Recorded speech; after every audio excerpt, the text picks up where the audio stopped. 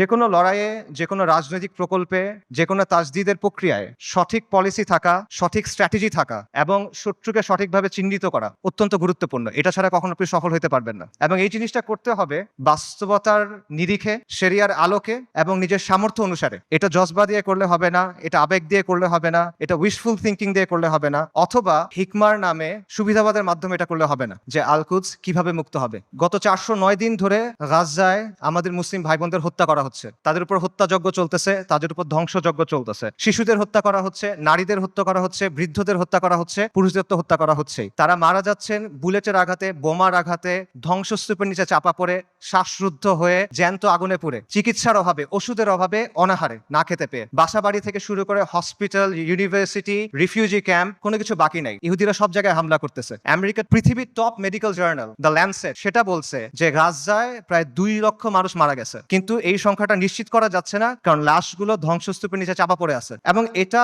পুরো পৃথিবীর কাছে স্পষ্ট যে ইহুদিরা এখানে একটা গণহত্যা চালাচ্ছে, এথনিক ক্লেন্সিং করতেছে, জাতিগত নিধন এবং জেনোসাইড চালাচ্ছে তারা। খোদ ICJ, international court of justice, তারা বলছে গাজায় যেটা হচ্ছে এটা গণহত্যা হিসেবে কোয়ালিফাই করতে পারে, এন্ড ইয়েট কেউ কিছু করে নাই। এটা সবার চোখের সামনে হচ্ছে, এটা কোনো পাথরের নিচে হচ্ছে না, কোনো গর্তের ভিতরে হচ্ছে না, কোনো অন্ধকার কোনায় হচ্ছে না। এটাকে বলা হচ্ছে the world's most televised genocide. এটা লাইভ স্ট্রিমিং হচ্ছে, আপনি চোখের সামনে দেখছেন কি হচ্ছে, আপনি লাইভ আপডেট পাচ্ছে, বাকি কেউ কিছু করে নাই। আন্তর্জাতিক আইন, মানবাধিকার, আন্তর্জাতিক সম্প্রদায়, জাতিসংঘ কেউ কিছু করে নাই, তারা এখানে নিষ্ক্রিয় দর্শক। আর পশ্চিমা বিশ্ব, আমেরিকা, ইউরোপ, তারা সক্রিয়ভাবে এই গণহত্যায় মদত দিচ্ছে। তারা ইসরায়েলকে অস্ত্র দিচ্ছে, তারা ইসরায়েলকে ফিনান্সিয়ালি হেল্প করতেছে এবং তারা ইসরায়েলকে কূটনৈতিকভাবে হেল্প করতেছে।